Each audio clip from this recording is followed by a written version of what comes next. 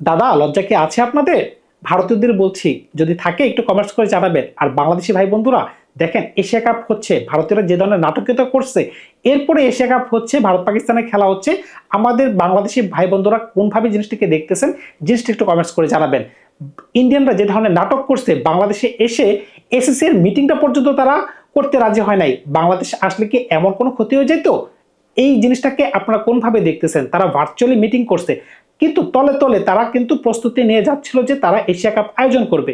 দেখেন, এত নাটকীয়তার পরে, যেখানে পেহেলগাম অ্যাটাক হইলো, যেখানে অপারেশন সিন্দুর হইলো, দুই দেশের মাঝখানে গোলাগুলি হইলো, এরপরে ভারত পাকিস্তানের খেলা হবে সেটা তো চিন্তার বাইরে।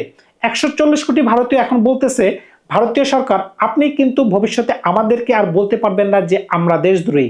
বিশেষ করে ভারতীয় প্লেয়ারদেরকে বলতে পারবেন না, কিংবা যারা জার্নালিস্ট আছে, যারা এশিয়া কাপ কভার করতে যাবে, তাদেরকে আপনি বলতে পারবেন না তারা দেশদ্রোহী। কারণ কি, কয়েকদিন আগে যারা লিজেন্ডস লিগ খেলতে গিয়েছিল, মনে পড়ে কি আপনাদের? যুবরাজ সিং রয়েছেন, মিস্টার আইসিসি যাকে বলা হয়, শেখর ধওয়ান রয়েছেন, ইউসুফ পাঠান, এমনকি তার ভাই, তারা কিন্তু খেলা থেকে বিরতি নিয়েছিল। কারণ কি, পাকিস্তানের সাথে তারা ম্যাচটা খেলবে না। এমনকি ম্যাচটা কিন্তু বয়কট হয়েছিল। এটা কিন্তু বেশি দিন আগের কথা না, 3 থেকে 4 দিন আগের কথা। সুতরাং বুঝতেই পারতেছেন 3 থেকে 4 দিনের মাঝখানে এমন কি হয়ে গেল, যেখানে শিডিউল দেওয়া হয়ে গেছে সেপ্টেম্বর 9 তারিখ থেকে 28 তারিখ পর্যন্ত হোস্ট ভারতীয়রা দুবাইতে ম্যাচ আয়োজন করতেছে। এমনকি 14 তারিখ ভারত ভার্সেস পাকিস্তানের মাঝখানে ক্ল্যাশ হতে যাচ্ছে। সুতরাং বুঝতেই পারতেছেন টাকার কাছে যে সব নত হয়ে যায়, সেটা কিন্তু প্রমাণিত হয়ে গেল। দেখেন, ভারত পাকিস্তানের খেলা মানে এখানে বিপুল পরিমাণ টাকা, প্রচুর পরিমাণে বিজ্ঞাপনের টাকা, সেই টাকা কিন্তু ভারত পাকিস্তানের পকেটে যাবে। বিশেষ করে বুঝতেই পারতেছেন সকলদের মাঝখানে ভাগাভাগি হবে একটা পর্যায়ে, কিন্তু সেই বিজ্ঞাপনের টাকা যে অনেক বিশাল, বিজ্ঞাপনের টাকার কারণে যে আপনারা নত হয়ে গেলেন, কিংবা দেশপ্রেম যে আপনারা ত্যাগ করে দিলেন, সেটার উত্তর আপনারা কোনভাবে দিতে চাচ্ছেন?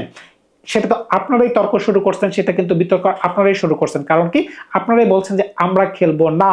তাহলে এখন কেন আপনারা খেলতেছেন, সেটা যদি আপনারা একটু ভেঙে বলতেন, তখন জিনিসটা সুন্দর হইতো। দেখেন, খেলা হচ্ছে, সেটার জন্য আমি হ্যাপি। কারণ কি, খেলা রাজনীতির ঊর্ধ্বে। রাজনীতি একটা জিনিস, খেলা একটা জিনিস। কিন্তু আপনারা জল এত ঘোলাটে করলেন কেন? জল এত ঘোলাটে করা তো, এখানে কিন্তু পাকিস্তান এবং ইন্ডিয়া দুই পক্ষেই দায়ী। শুধুমাত্র পাকিস্তানকে যে ছেড়ে দিয়ে কথা বলা হবে সেটা কিন্তু না। পাকিস্তানও কিন্তু যে ইন্ডিয়ার সাথে যে ধরনের যুদ্ধ করছে, তারপরে কিন্তু তারাও কিন্তু বড় বড় কথা বলছে। সেই কথা কিন্তু ভারতীয়রাও কিন্তু আরেকটু এক্সট্রিম পর্যায়ে নিয়ে গেছে। কারণ কি, পাকিস্তান কিন্তু খেলা বর্জন করে নাই।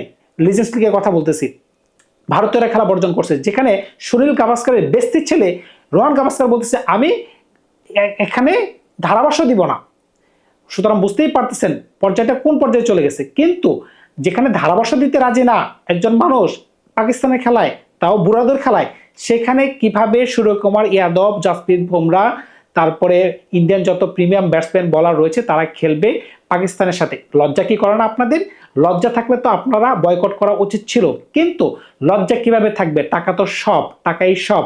এখানে কিন্তু ভারতীয় ক্রিকেট বোর্ড কিন্তু টাকাটাকে মুখ্য করে দেখছে। কিন্তু আমি কিন্তু হ্যাপি, কোন হিসেবে বলতেছি, খেলা মাঠে করানো উচিত। এশিয়া কাপ মাঠে করাচ্ছে, খুবই আনন্দিত আমি। কারণ হচ্ছে, আপনারা যদি না খেলতেন হয়তো বা খেলাটা বেঁচে যেতে পারতো। আমি বলতেছি ভারতীয় ক্রিকেট বোর্ডকে। এখানে আমি বাংলাদেশি হিসেবে ধন্যবাদ জানাই। Thanks to BCCI, thanks to India. কারণ হচ্ছে আপনাদের কারণে হয়তো বা এশিয়া কাপটা আয়োজিত হচ্ছে 2025 সালে।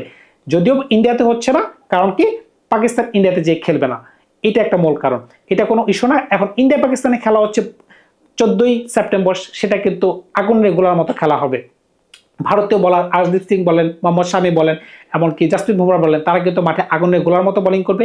এমনকি শাহিন শাহ আফ্রিদি, হারিস রূপ, তারাও কিন্তু আগুনের গোলা ছাড়বে। দুই দেশের ব্যাটসম্যানরাই কিন্তু আগুনের গোলাগুলোকে 4 ছক্কা মারার জন্য মাঠে মুখিয়ে থাকবে। কিন্তু বাণিজ্যিক যে চিন্তাগুলা এশিয়া কাপ করে থাকে বা আইসিসি করে থাকে, এই ধরনের বাণিজ্যিক চিন্তা আপনারা কেন করবেন? একবার যদি চিন্তা করে দেখেন, আমরা কিন্তু এশিয়া কাপ থেকে 3টা ম্যাচ প্রত্যাশা করতেছি ভারত পাকিস্তানের মাঝখানে।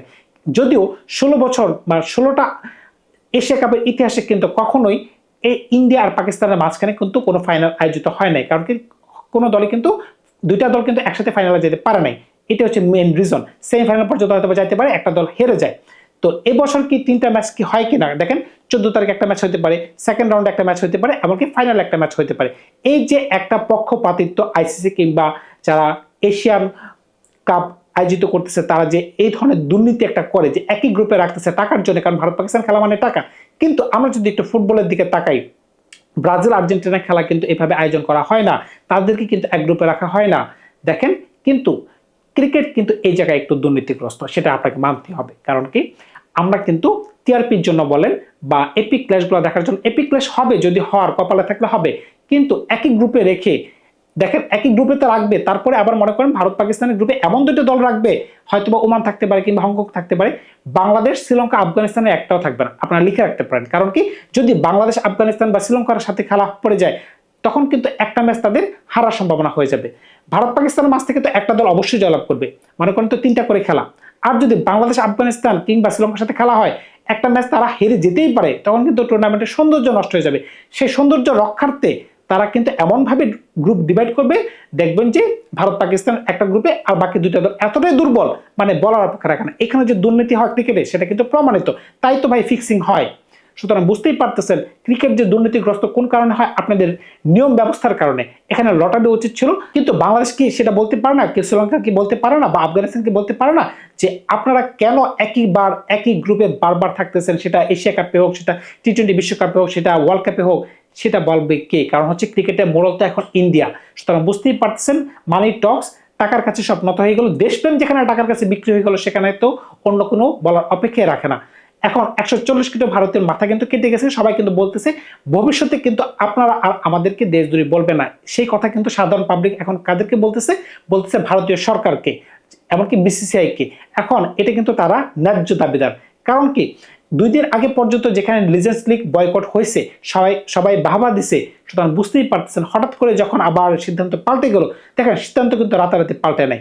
ভারতীয়রা যখন সিদ্ধান্ত দিল যে আমরা খেলবো, এমনকি একদিন পরে কিন্তু পাকিস্তান ক্রিকেট বোর্ডের মহসিন নাকভি সাহেব কিন্তু তিনি টুইট করে জানিয়ে দিচ্ছেন যে এত তারিখ থেকে এত তারিখ খেলা। সুতরাং বুঝতেই পারতেছেন কোথায় খেলা ভেন্যু পর্যন্ত নির্ধারণ করা হয়েছে। তার মানে কি ভারতীয়রা যেহেতু হোস্ট, তারা কিন্তু তলে তলে কিন্তু গ্রাউন্ড পর্যন্ত তারা ঠিক করতেছিল। কারণ হচ্ছে এখানে যদি খেলা হয় তখন তো এটা একটা মেগা টুর্নামেন্ট, 16টা ম্যাচ হচ্ছে, বুঝতেই পারছেন 16টা ম্যাচ কিন্তু একটা লং টুর্নামেন্ট। দেখেন 16টা ম্যাচ যদি আয়োজন করা হয় তখন কিন্তু পিচগুলোকে মাঠগুলোকে রেডি করার জন্য কিন্তু আপনাকে অ্যাম্পল টাইমের প্রয়োজন। তো সুতরাং ভারতের কিন্তু মোটামুটিভাবে প্রস্তুত ছিল, কিন্তু ভারতের মিডিয়াগুলো জানতো না বা ভারতের মানুষগুলো, সাধারণ মানুষগুলো জানতো না। কিন্তু যারা টপ লেভেলে ছিল, সরকার পর্যায়ে ছিল, তারা কিন্তু জানতো যে ভারত পাকিস্তানে খেলা হবে মানে এশিয়া কাপ হবে।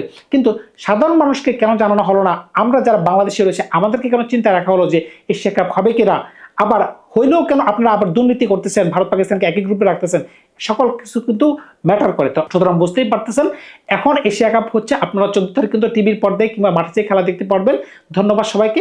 বাংলাদেশের নিয়ে কোন ধরনের এশিয়া কাপ নিয়ে কোন ধরনের রিপোর্ট আসতে পারে বা কোন ধরনের তথ্য আসতে পারে খুব শীঘ্রই আপনাদেরকে জানানো হবে। ধন্যবাদ সবাইকে। ভারত যে নিচু মনের পরিচয় দিছে, পাকিস্তান যে নিচু মনের পরিচয় দিছে, বা তারা যে বড় বড় কথা বলছে, কোনোটা যে কাজে আসে নাই। কারণ কি বলছেন একটা, করছেন আরেকটা, সেটা কিন্তু লজ্জাজনক একটা বিষয়। ধন্যবাদ সবাইকে, ভালো থাকবেন আপনারা।